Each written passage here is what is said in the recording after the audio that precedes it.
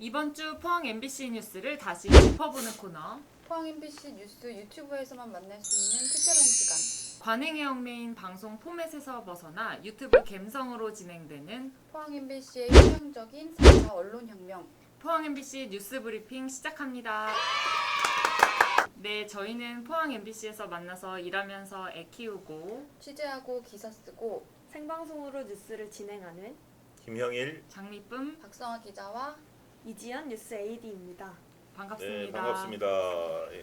이번 주에는 지금 이제 국감이 끝났는데요. 저희 지역과 관련된 국감 이슈들도 많았어요. 그래서 특히 이제 이번 주에 주목이 많이 됐던 게 뒤늦게 알려진 건데 실제 사고 난 거는 몇 달 됐는데 그 현대제철 용광로 추락 사고가 굉장히 충격적이라는 그 관심이 많았는데 그 전체적인 사건 개요부터 말씀해 주실래요? 네네네. 이게 지난 2월에 있었던 안타까운 사고인데요. 현대제철 여기 포항 공장에 있었던 분이 한 분이 이제 돌아가신 거예요. 이제 31살 직원분이셨는데 거기가 정확히 말하자면 용광로는 아니고요. 이제 뭐 쇳물을 이렇게 주입해서 뭐 쇳물을 분배한다고 해서 쇳물 분배기라고 정확히 영어로는 턴디쉬라고 하더라고요. 그래서 쇳물 분배기에서 밑으로 떨어진 거죠. 그러니까 안에 이제 쇳물이 지나가고 있는데 그 밑으로 떨어져서 돌아가신 건데요. 그래서 이제 떨어지시고 나서 또 바로 돌아가시지 않으셨어요. 그래서 뭐 댓글들 보면은 그래서 더 고통스러웠을 것 같다 뭐 이런 반응들도 있더라고요. 전신의 한 53%의 3동 화상을 입으셨거든요. 근데 이제 거기서 밑으로 이렇게 떨어지셔가지고 하반신이 주로 많이 다치셨다고 하시고 또 등 쪽까지 워낙 고온이다 보니까 이제 화상을 크게 입으셨다고 합니다. 그래서 2주 넘게 치료를 받다가 19일 만에 폐혈증으로 이제 병원에서 돌아가시게 됐어요. 근데 이게 원인이 어떻게 떨어질 수 있었는지 그게 사실 잘 이해가 안 가는데. 네, 뭐 실수라던가 뭐 본인 부주의라기보다는 이게 인재였다는 게 좀 확실하게 좀 드러난 거죠.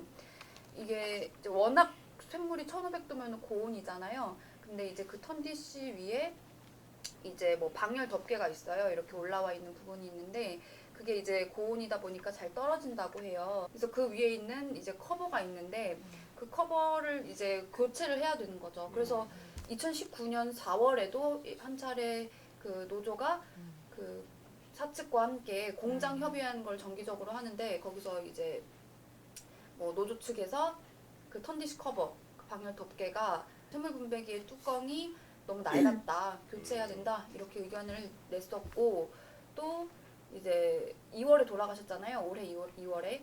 근데 올해 1월에도 그러니까 돌아가시기 한 달 전에도 이 턴디쉬 커버에 대해서 이제 그 관리 지침을 만들어야 하고 그리고 상부에서 하는 작업을 최소화하는 방안이 필히 마련할 필요가 있다. 위험하니까 위험하다는 걸 다들 알고 있었던 거죠. 그쵸. 그래서 여러 차례 뭐 언급을 했었다고 하세요. 노조 측에서는. 그리고 올라가서 작업하면 안 되는 거였는데 사실 좀 관례적으로 이루어지고 있었다는 거죠. 그러니까 이 올라가서 작업을 하면 안 된다라는 규정도 없었던 거죠. 뭐 그래서 뭐 충분히 막을 수 있었던 인재였던 사고였던 거죠. 그래서 더 안타까웠던 거고. 저희들이 이 박성아 기자가 그 월요일 날 취재를 했죠. 취재를 해서 뉴스가 나갔는데 전국적으로 관심이 굉장히 높았어요. 저희들 그 서울 MBC 뉴스 어떤 그 순위에서도 굉장히 높게 그 주목도가 높은 뉴스로 사람들이 관심을 많이 끌었습니다. 너무나 안타깝고 끔찍한 사고, 충격적인 사고다 보니까 또 저는 놀랐는 게 이런 것들이 어떻게 이렇게 저희들도 지역에 있지만 물론 저희들도 이걸 제때 제대로 보도하지 못한 좀 책임이 있는데 이게 이렇게까지 철저하게 비밀에 붙여져 가지고 알려지지 않은 부분도 참 심각하다. 이런 부분들이 산재가 이렇게 발생해도 외부로 알려지지 않고 네. 회사 내에서 어떻게 좀 합의를 한다든가 무마를 네. 하고 이렇게 하면서 넘어가 버리면 결국은 좀 더 경각심도 좀 불러일으키고 해야 되는데 알려지지 않았던 부분도 좀 문제였던 것 같고요. 그래서 이번에 수사 결과도 좀 새롭게 공개가 됐는데요. 용광로의 어떤 쇳물이 주입 중인 상태에서 해당 작업의 수행을 금지하지 않았다. 또 추락으로 인한 화상 위험이 발생할 수 있는 보온 커버의 철피가 열화로 인해 손상되었음에도 이를 교체하지 않아 산업안전보건법을 위반하였다. 이렇게 수사 결과가 나왔습니다. 그러니까 노조의 지적이 맞았던 거죠. 네. 예.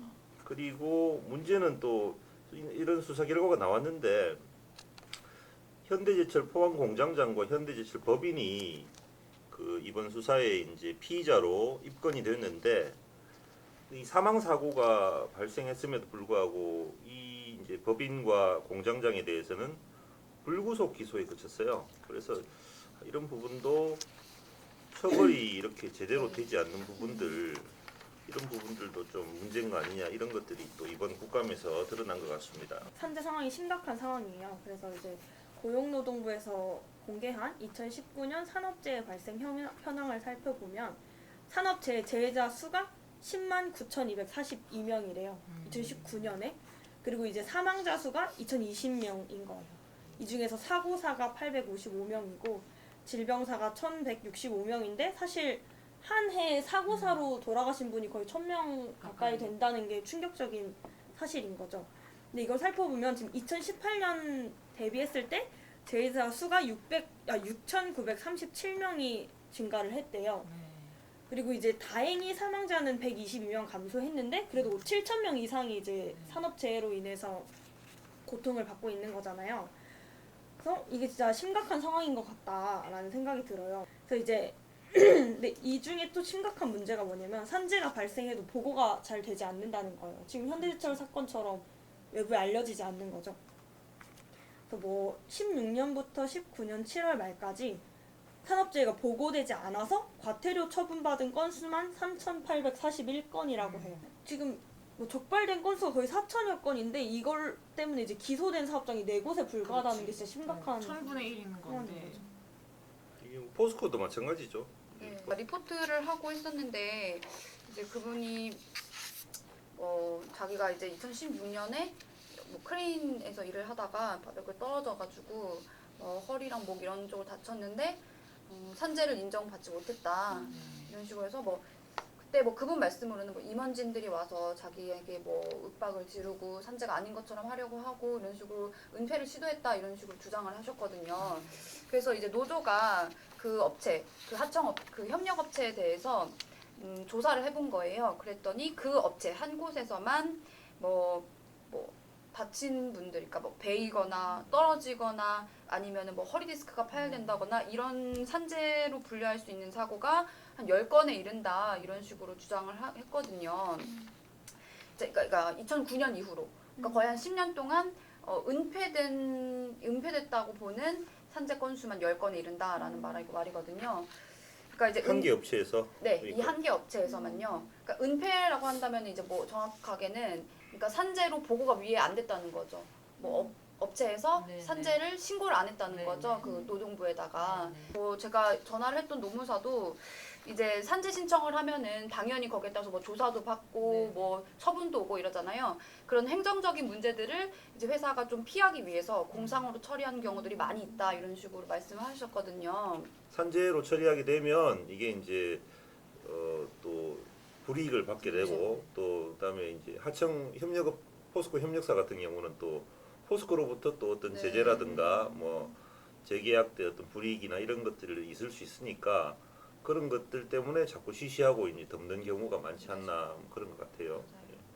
그러니까 노동자 입장에서는 뭐 공상 처리가 되더라도 뭐 일정 부분 보상을 받고 그리고 또 회사하고도 어떤 원만한 관계를 유지할 수 있으니까 공상 처리를 자꾸 하게 되는 거죠. 근데 그렇게 되면 결국에는 이렇게 결과적으로는 은폐되고 또 같은 사고가 또 재발될 수 있는 가능성이 노동자 입장에서는 뭐 약한 고리를 파고드니까 네. 회사에서 그렇게 또 합의를 해주고 넘어가는 네. 경우도 이제 약자니까요. 많은 거죠. 네, 그래서 이런 식으로 뭐 14년도부터 19년도까지 포스코에서 뭐 포스코 건설, 뭐 포스코 전체 다 해서 포스코에서 이제 사망한 노동자만 40명입니다. 근데 더 심각한 거는 이 40명 중에 37분이 협력업체 직원인 거죠. 그러니까 3명 빼고는 다 협력업체 직원들이 돌아가신 거예요. 그러니까 요즘 흔히 말하는 우리가 계속 언급하는 그 네, 위험의 치료 외주화가 굉장히 심각한 거죠. 원전과 마찬가지로 포스코에서도 포스코처럼 이렇게 뭐 글로벌 기업이다 이렇게 지향을 하는 대기업에서 이렇게 많은 사람들이 죽고 있다는 거, 사망하고 있다는 건 굉장히 참 충격적이다. 이런 숫자를 줄여 나가지 못하면서 글로벌 기업이라고 이야기할 수 있는가 과연 네. 좀 그런 것 같아요. 줄이려면 진짜 그 중대재해기업법 네네. 이게 정말 중요한 것 같아요. 그렇죠. 그래서 지금 이렇게 결과적으로 노동자들만 계속 피해를 입고 다치고 죽고 그때 또 기업주는 아까 뭐 현대제철도 그렇지만 불구속 기소에 그치고 뭐 기소가 되더라도 솜방망이 처벌로 끝나버리고 그러니까 이제 그 중대재해기업 처벌법 제정 얘기가 계속 나오고 그 고 노회찬 의원 같은 경우에도 지금 법안을 발의하셨는데 지금 올해로 3년째 지금 이게 계속 표류되고 있거든요. 그래서 중대재해 기업 처벌법 같은 경우는 이제 법인이나 사업주, 경영 책임자 이런 또 정부 공무원까지도 이 사람들이 그 책임을 방기하지 않도록 강력하게 처벌하고 그렇게 해서 노동자나 일반 시민들의 안전을 보호하자라는 취지예요. 그래서 이런 조치를 이행하지 않아서 사망자가 발생하면 3년 이상의 징역에 처하고 혹은 5억 이하 벌금 그리고 다칠 경우에도 5년 이하 징역 최대 그다음에 1억 이하 벌금 이렇게 하는 건데 이게 결국에는 지금 사고가 발생하더라도 가장 큰 문제가 뭐냐면 그 노동자 개인의 잘못으로 해버리는 거예요. 네가 실수해서 그렇다. 뭐 네가 안전조치를 제대로 지키지 않아서 이렇다. 이런 식으로 이제 회사에서는 압박을 하고 또 사실은 이런 기업 내부에서 아까 그 뚜껑 교체라든지 이런 얘기도 나왔지만 이런 위험관리 시스템이 제대로 작동하지 않아서 그런 건데 노조에서도 계속 얘기를 하고 그럼에도 불구하고 그런 거를 하지 않아도 회사 입장에서는 크게 뭐 처벌이나 이런 걸 받지 않는 거예요. 대충 이제 알리지 않고 외부에 이렇게 합의만 원만하게 하고 그렇게 하면 크게 뭐 문제가 되지 않으니까 지금 이렇게 하고 있는 거죠. 그래서 뭐 영국이나 캐나다 같은 경우에는 기업 살인법 이래가지고 그 재해 위험을 굉장히 이제 사회 전체적으로 그거를 이렇게 컨트롤해야 된다, 강하게 처벌해야 된다. 그래서 엄격하게 하고 있는데 우리나라는 지금 안 하고 있는 거죠. 그래서 제가 들은 이야기 중에 되게 인상 깊었던 게 뭐냐면 이렇게 사고가 발생하면 하청업체는 설비가 내 것이 아니다라고 빠진다는 거예요. 그리고 원청은 이 직원이 우리 직원이 아니다. 이러면서 빠져나가는 거예요. 그냥 더불어민주당의 박주민 의원을 중심으로 해가지고 법안을 뭐 민주당에서도 준비하고 있고 그다음에 최근에 류호정 정의당 의원도 그 문 대통령이 국회 방문했을 때 김용균 옷을 입고 1인 시위를 하고 그래서 지금 조금 사회적인 관심이 커지고 있는 상황이어서 연말 국회 통과 여부가 관심을 모으고 있다 이렇게 이게 뭐 근데 재계라든가 뭐 어떤 기업들은 이런 부분들이 이제 과도한 규제다. 그래서 정상적인 어떤 그 기업 활동을 가로막는다. 뭐 이렇게 좀 반발을 많이 하고 있고 네. 그런 과정 속에서 이제 계속 재정이 이렇게 법안이 발의됐지만 표류하고 있는 이유가 그런 어떤 반발들이 계속 이제 있기 때문에 표류를 하고 있는 것 같은데 이게 뭐 아까 말씀하셨듯이 뭐 선진국 사례를 보더라도 그렇고 좀 빠르게 좀 제정이 돼야 되지 않나 그렇게 생각합니다. 그래서 이 법의 어떤 제정을 위해서 어떤 시민 여러분들의 많은 관심과 응원이 좀 필요하지 않을까. 그래서 전방위적으로 좀 국회를 압박해서 반드시 좀 통과될 수 있도록 했으면 좋겠습니다. 저희들도 요 관련해서 또 네. 특집 프로그램도 지금 네. 준비하고 있죠, 그죠? 예. 그러니까 이게 결국에는 이런 하청 노동자들만의 어떤 문제가 아니라 사실은 하청 노동자들이 다 우리 지역 주민들이고 네. 우리 지역에 일하는 젊은이들이잖아요. 아빠고 남편이고 그래서 그런 점에 좀 관심을 가지고 지켜봤으면 좋겠습니다. 그리고 또 이번 국감에서는 저희 평MBC가 계속 관심을 가지고 꾸준히 취재해왔던 포스코 브리더 문제도 또 거론이 됐습니다. 그래서 포스코 브리더에 관계된 지금 환경부의 어떤 반쪽짜리 그 대기오염 물질 측정 문제, 박 기자 어떤 내용이죠? 네, 일단은 그 브리더 문제가 계속 나왔던 게 네. 그 브리더를 통해서 그 대기오염 물질을 무단으로 배출했다 제철소들이 이런 게 계속 문제가 됐었던 거잖아요. 이게 뭐 잠깐 뭐 이제 공정 같은 걸 좀 설명을 드리면은 좀 어렵잖아요. 용어 네, 같은 브리더라는 게. 브리더라는 게 좀 어렵고 하니까. 그러니까 이제 제철소를 정기적으로 수리를 한단 말이에요. 그 용광로를요. 용광로를 정기적으로 수리하면은 이제 그때 잠깐 원래 열풍을 주입하는데 그 열풍 주입하는 거를 서서히 낮춰가지고 그 뜨거운 바람을 좀 멈춰요. 그러면서 이제 용광로를 식히는데 그게 휴풍이라고 해요. 그 휴풍, 그러니까 열풍을 쉬는 거죠. 그 휴풍 과정에서 이제 그 휴풍을 하고 다시 수리를 하고 나서 다시 이제 그럼 열풍을 주입할 거 아니에요. 네, 그 열풍을 다시 주입하는 걸 재송풍이라고 해요. 다시 데우는 거죠. 이제 그러면서 이 과정에서 이제 그 용광로 꼭대기에 이제 브리더라고 그 안전 밸브예요. 정확히 말하자면 그 안전 밸브를 통해서 비오염물 고로 안에 있는 기체 물질들이 네, 뿜어져 나오는 네, 거죠? 그 뿜어져 나오는데 거기 안에 뭐 대기오염 물질들이 좀 많이 포함이 돼 있는 거죠. 그 수증기 안에요. 그래서 근데 그동안 이거에 대한 어떤 규제가 없었던 거죠.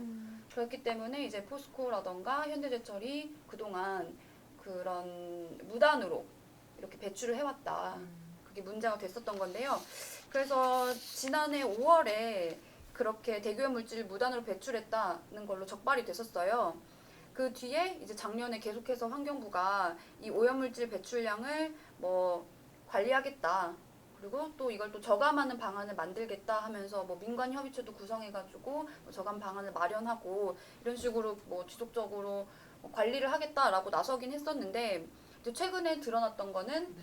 아까 말씀드린 휴풍과 재송풍 이 두 공정 중에 휴풍만 그 오염물질이 측정되고 있었고 뭐 그 관리 방안에 휴풍만 포함이 돼 있었던 거죠. 그러니까 아까 말씀하신 것처럼 반쪽짜리라는 게 두 공정에서 모두 나오고 있는데 한 공정만 지금까지 관리가 되고 있었다. 이게 문제인 거거든요. 그러면 환경부는 몰랐던 거예요? 재송풍에서는? 뭐 일단은 자기들이 뭐 인정은 했어요. 시인을 했죠. 재송풍은 뭐 포함이 안 되고 있었다라고요. 시인을 했는데 과연 몰랐는지 네. 알고도 그랬는지는 뭐 우리가 알 수 그쵸. 없는 상황이고 지금. 네. 사실 이 공정 설명을 들으면 휴풍이 일어나면 당연히 맞아요. 재송풍이 일어나야 하는 과정인데 네, 맞아요. 근데 그걸 왜 몰랐을까? 그러니까 제가 그 직접 거기서 일하시는 분의 얘기를 들어봤는데 이거는 상식이라는 거예요. 당연히 쉬었다가 다시 할 거 아니에요. 그 과정에서 당연히 똑같이 뭐 물질이 배출되는 건 당연한 건데 이걸 몰랐을 리가 있을까? 뭐 이런 뭐 말씀도 있더라고요. 네, 그래서 이에 대해서 이제 환경단체도 황당하다는 반응을 내놨어요. 사실 뭐 상식적으로 저희가 앞서 말했듯이 재송풍 때도 휴풍 때만큼이나 많은 대기 오염물질이 배출이 될 거라는 걸 당연히 알고 있었을 텐데 이제 이거를 몰랐다는 게 너무 황당하다는 거예요. 봐주기 아닌가 싶기도 해요. 그쵸? 근데 이제 몰랐던 뭐 건지 뭔지 모르겠어요. 네, 그렇죠. 그래서 뭐 이제 민간 협의체가 구성이 됐는데 이제 환경단체 입장에서는 뭐 다른 뭐 환경단체 사람들이나 그런 사람들이 이제 공정에 대해서 제대로 모르니까 뭐 그랬을 수 있지만 거기에 같이 있는 제철소 사람들이라든가 고로 전문가들이 이거를 몰랐을 리가 없는데 이거를 배출량을 이제 산정을 포함을 안 시킨 거는 의도적으로 배제한 게 아닌가 의심스럽다라는 반응을 이제 의혹을 내놨죠. 제기할 수밖에 없죠. 그쵸. 그래서 지금 방금 뭐 말씀도 했지만 이렇게 이제 행정기관이라든가 또 환경부라든가 과연 포스코를 제대로 관리하고 있는가 하는 좀 의문이 계속 지금 제기되고 있고 또 기존에 지금 진행되어 온 과정들도 사실 그렇거든요. 포스코 브리더 문제가 처음으로 이제 발생한 게 지난해 5월쯤 되는데 그때 처음에는 경상북도에서 행정처분도 하고 네네. 뭐 이렇게 강하게 이제 강력하게 대응을 하겠다라고 나오다가 결국은 한 7개월 만에 결국은 행정 그 처분을 취소를 했거든요. 취소한 이유가 어떻게 보면 경제적인 논리, 이렇게 이제 가동 중단을 한다든가 이렇게 될 경우에 막대한 이제 경제 손실이 발생한다 뭐 이런 이유로 환경 문제는 사실 뒷전으로 밀린 거나 마찬가지 어떤 상황이 돼 버린 거죠. 그래서 이제 환경부가 그 이후로 결국은 그러면 대안으로 민관 협의체를 구성해서 오염 물질 배출 저감 대책도 수립하고 그걸 적극적으로 좀 외부에 알려라 이렇게 이제 그나마 이제 100% 만족할 만한 안은 아니지만 그렇게 또 대안을 마련해서 이제 제시를 했고 포스코에게 이제 그 이행을 하도록 했는데 사실상 뭐 최근에 우리 박상희 기자가 취재했듯이 알고 보니까 광양제철소 같은 경우는 굉장히 적극적으로 네. 지역에 있는 시민단체라든가 뭐 광양시까지 다 포함해서 상공회의소까지 다 포함해서 18개 단체나 이렇게 모임을 계속 가지면서 정기적으로 7번이나 지난 1년 동안 이제 가지면서 또 현장 모니터링까지 하면서 네. 이렇게 꾸준히 감시 활동을 펼치고 또 그걸 내용을 공개하고 개선된 내용들을 공개하고 했는데 정작 포항제철소 같은 경우는 그런 활동들이 전혀 없었던 거죠. 그래서 이런 것들도 적극적으로 알리고 물론 자체적으로 이렇게 개선 노력하는 게 있을 수는 있는데 그런 것들이 외부에 제대로 알려지지 못하니까 또 시민들 입장에서는 포스코를 불신할 수밖에 없고 그 불신을 자초하는 거 아니냐. 뭐 이렇게 같은 회사인데도 어떻게 보면 이렇게 굉장히 달라요. 네. 광양제철소 같은 경우는 굉장히 적극적으로 어떤 그런 걸 하는데 포항제철소는 굉장히 좀 비공개로 하고 이런 부분들이 문제가 있지 않나 그렇게 보여집니다. 그래서 포스코 브리더뿐만이 아니라 지금 굴뚝에 의무적으로 설치해야 되는 TMS 장치도 지금 규정이 강화됐음에도 불구하고 포스코가 제대로 설치하지 않았다라는 사실이 이제 뒤늦게 밝혀져가지고 또 문제가 됐는데 이 TMS 장치라는 거는 우리 하수처리장 이런 데도 있는 건데 이런 그 외부로 배출되는 어떤 오염물질의 양을 총량을 규제하는 장치예요. 그래서 유해물질 같은 경우에 이런 이렇게 항목별로 유해물질이 있고 얼마 정도 나오는지를 이제 측정하는 거죠. 네, 그죠? 그래서 네. 그거에 대해서 양도 이렇게 자동 실시간으로 측정을 하게 해서 이게 기준치 이상이 되면은 이게 환경부에 자동으로 이제 전송이 돼가지고 이제 제재를 받게 되는 그런 장치거든요. 그래서 우리가 포스코의 어떤 오염 장치를 오염 물질을 규제한 어떤 최소한의 장치라고도 볼 수 있는데 이게 지금 10년 동안 15곳에 설치가 되지 않았다라는 사실이 밝혀진 거는 사실 굉장히 충격적인 내용인 거죠.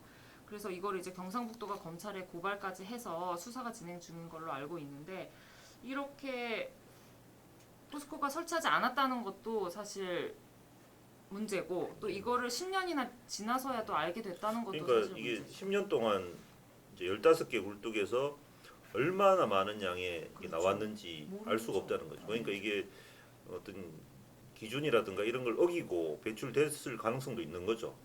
그러니까 이런 게 10년 동안이나 아무도 몰랐다는 거.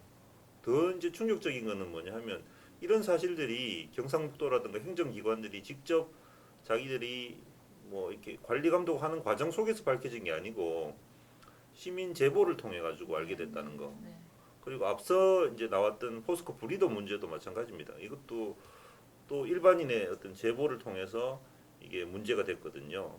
그래서 관리 감독을 맡고 있는 환경부라든가 아니면 이런 경북도라든가 지자체는 과연 무엇을 하고 있는가? 그러니까 이게 포스코 현장에 나가 보면 알 수 있는 거 아닐까요, 금방 그러니까 이게 나가서. 뭐 그렇죠. 뭐 이렇게 확인해 정기적으로 보면. 확인을 한다든가 네.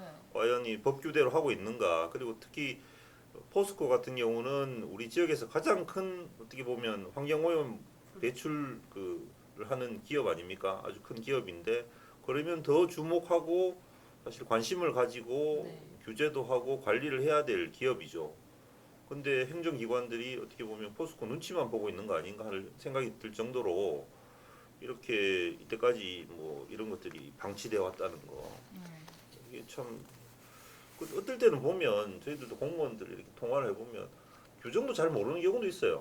뭐 이게 10년인지 5년인지 뭐 이게 어떤 기간이 얼마인지 뭐 이런 것들도 본인 스스로도 헷갈릴 때도 많고 이게 또 뭐 업무가 자주 바뀌고 해서 그런지 모르겠는데 이런 환경 분야 같은 경우는 좀 집중해서 좀 관리 감독을 할 수 있는 인력이 있어야 되고 특히 그 환경 분야 그 부서가 동해안 본부도 있습니다만은 경북도에서 어떤 환경 관련 출장소라든가 환경 관련 규제를 할 수 있는 부서가 사실은 동해안에 좀 와야 됩니다. 이제 포항에 좀 와야 돼요. 포항에 지금 산업단지가 이렇게 크게 있고 하기 때문에 사실 가장 업무량도 많고 하기 때문에 그런 요구라든가 이런 것도 행정 그 어떤 요구도 많은데도 불구하고 이제 그게 좀 실현이 안 되고 있거든요, 사실. 사실 뭐 포항 시민들은 항상 포스코 굴뚝에서 연기가 나오는 걸 보고 살잖아요. 근데 그걸 보면서도 저기서 그래도 최소한의 조치는 하겠지. 그래도 법은 잘 지키면서 하겠지라는 어떤 최소한의 신뢰를 가지고 살고 있다고 저는 생각하거든요. 그런 신뢰가 깨지면 여기서 살 수 없는 거잖아요. 근데 그런 문제에 대해서 포스코라는 대기업이 글로벌 기업이 과연 시민들의 어떤 그런 최소한의 기대를 충족시켰는가, 지금 그렇게 하고 있는가에 대해서 좀 생각을 해봤으면 좋겠습니다. 그래서 아까 말씀하신 것처럼 포항제철소가 대기업 물질 굉장히 많이 배출하는 업장인 거잖아요. 우리 포항 지역에서는. 근데 이제 그 더 문제는 그게 더 늘어나고 있다는 거죠. 네. 그 이제 뭐 환경부에서 작년 거를 조사한 결과가 올해 나왔었는데요. 전국에서 631개 대형 사업장 같은 경우에는 감소를 하고 있었어요. 4년 전에 비해 전반적으로는 전국적으로는 4년 전에 비해서 31% 감소했다 이렇게 배출량이 나왔는데 총 배출량이 네, 예. 총 배출량이요. 30% 감소했는데 이제 포항제철소 같은 경우에는 늘어난 거죠. 네. 황산화물, 그러니까 이게 황산화물, 뭐 질소산화물, 먼지 뭐 이런 것들이 이제 네. 미세먼지의 그렇죠. 뭐 가장 큰 주요 예, 원인이죠. 주요 원인인데 황산화물 배출량 같은 경우에는 2015년 대비해서 75%가 증가했어요. 그래서 4,500여 톤이고요. 그리고 질소산화물 같은 경우에는 같은 기간 21%가 증가했어요. 그래서 12,700여 톤이 배출됐거든요. 그러니까 전국적으로는 줄어들고 있는데 오히려 이제 포항제철소 같은 경우에는 늘어나고 있는 거죠. 우리 며칠 전에도 미세먼지 되게 심한 날 있었었는데 이런 기사 네. 내용 보면 되게 좀 그래서 찜찜하죠. 그 주민들이 이거에 대해서 되게 민감하시거든요. 이렇게 열어놓으면은 까만 분진이 네, 계속 뭐 맞아요. 들어온다 네. 아니면은 뭐 이런 식으로 해서 막 뭐 맘카페 이런 곳에 보면은 네. 그런 거에 대해서 여기서 살 수 있을까요? 이런 글들도 많이 올라오고 실제로 국민청원도 올리시고 이러셨거든요. 온천 쪽 주민들은 이제 바깥에 빨래를 널어놓는 일이 거의 없어서 그쪽은 아파트 이제 실내에 빨래를 널어놓으니까 집집마다 건조기가 필수라고 하더라고요. 네. 널 수가 오히려. 없으니까. 근데 밖에 넣을 수가 널어놓으면은 없으니까. 먼지가 이제 너무 많이 오니까 빨래라는 게 의미가 없는 거죠. 그래서 그쪽 아파트 주민들은 그냥 집집마다 건조기 하나씩은 무조건 있다고 필수. 하더라고요. 네. 심각한 그리고 또 문제예요. 요즘 또 뭐 알레르기 비염이라든지 이런 호흡기 질환도 지금 많이 많다고 하잖아요. 그래서 부모들 입장에서는 정말 이런 게 민감한 문제인데 좀 관심을 가졌으면 좋겠습니다. 더.